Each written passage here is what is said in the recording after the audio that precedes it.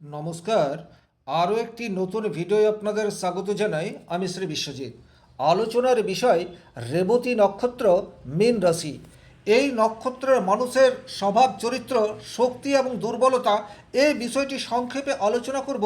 তারপর আলোচনা করব এপ্রিল মাসের সেকেন্ড উইক থেকে জুন মাসের ফার্স্ট উইক পর্যন্ত আপনাদের সামনে যে বিশাল পরিবর্তন আসতে চলেছে, সেই পরিবর্তনগুলি কোনটি আপনার পক্ষে থাকছে আর কোন পরিবর্তন আপনি একেবারেই চান না, এই বিষয়টি কমপ্লিট অ্যানালাইসিস করার চেষ্টা করব।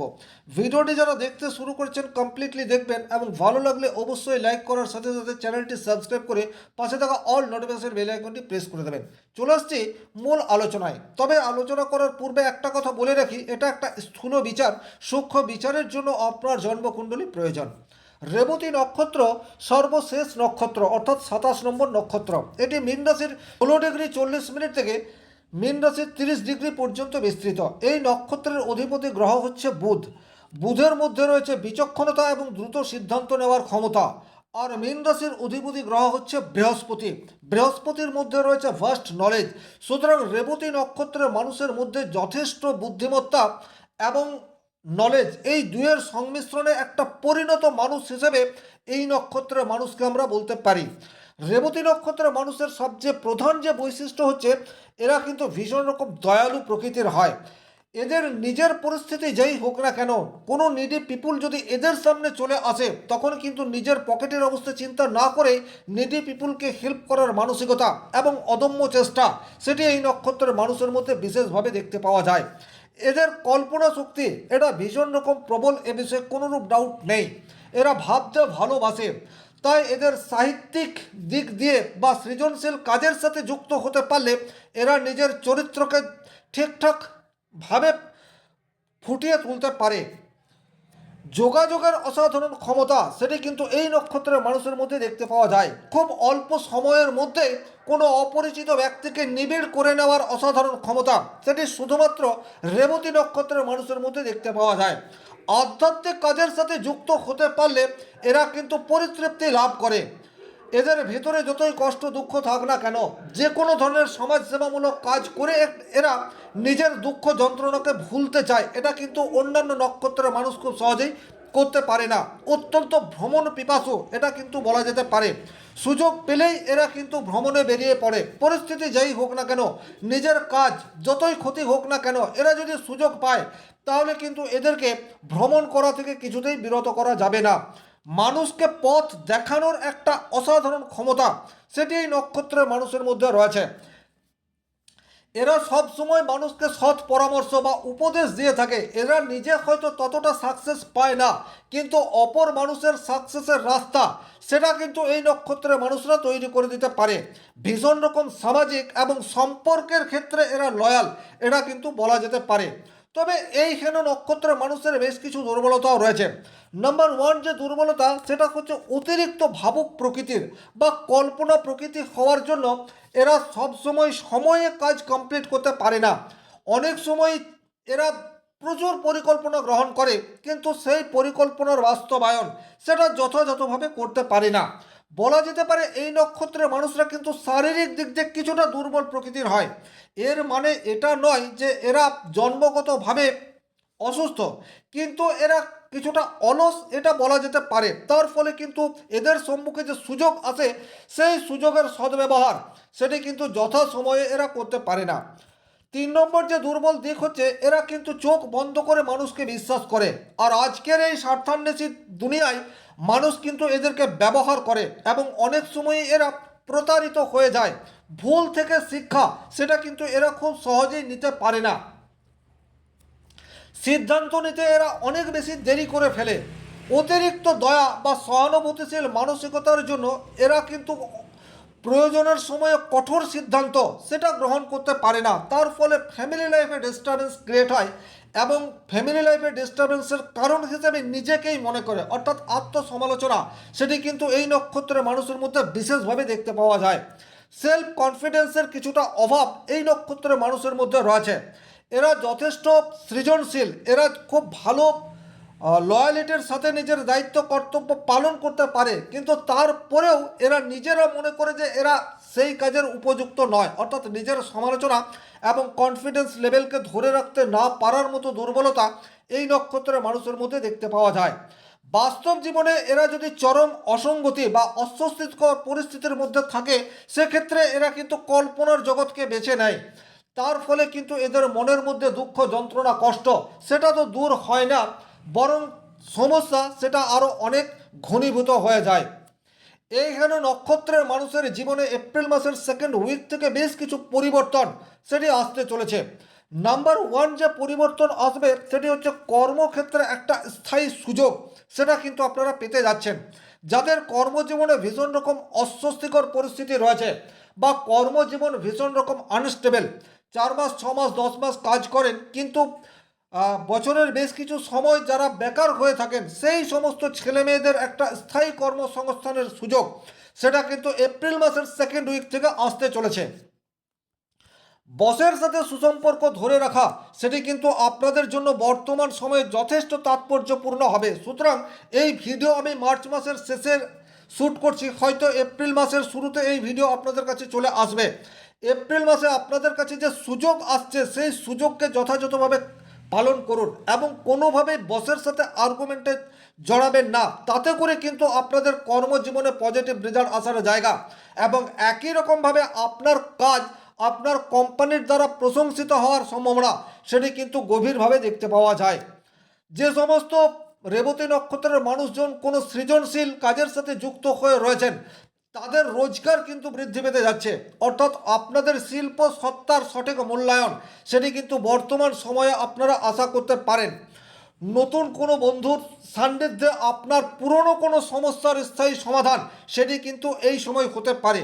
এখানে একটা কথা বলবো, চোখ কান বন্ধ করে রেবতী নক্ষত্রের মানুষ কিন্তু অন্যান্য মানুষজনকে বিশ্বাস করে নেয়।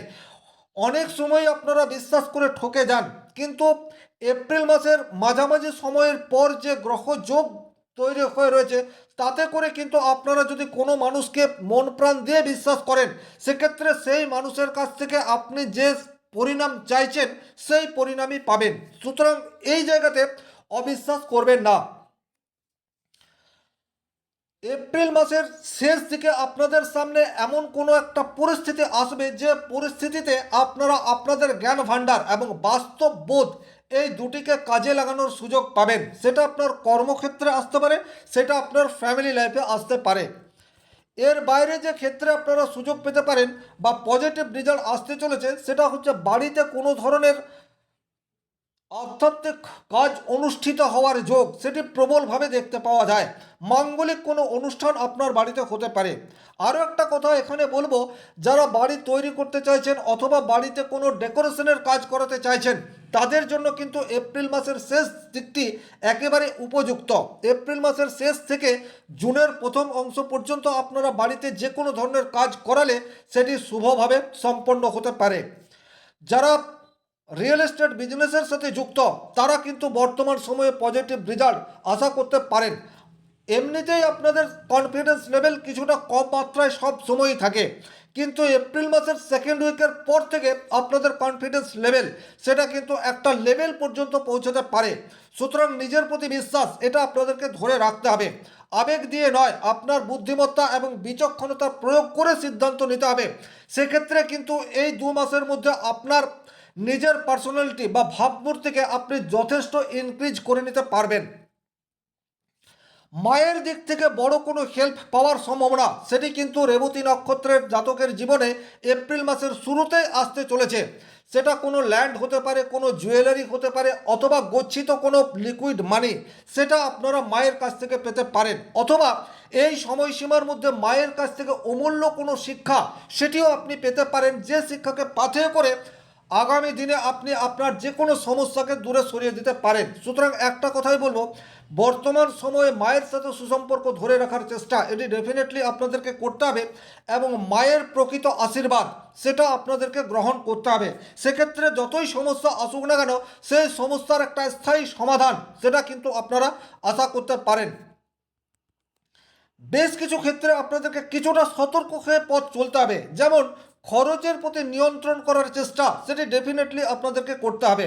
সেটা শুধুমাত্র যে মীন রাশির রেবতী নক্ষত্রের জন্যই প্রযোজ্য তা নয়, বিশ্ব আঙ্গিকে এখন যে ভয়ানক পরিস্থিতির মধ্যে দিয়ে যাচ্ছেন, তাতে করে যত বেশি লিকুইড মানি আপনি পকেটে সঞ্চিত করে রাখতে পারবেন আগামী দিনের জন্য, তত বেশি সুরক্ষিত আপনি থাকবেন।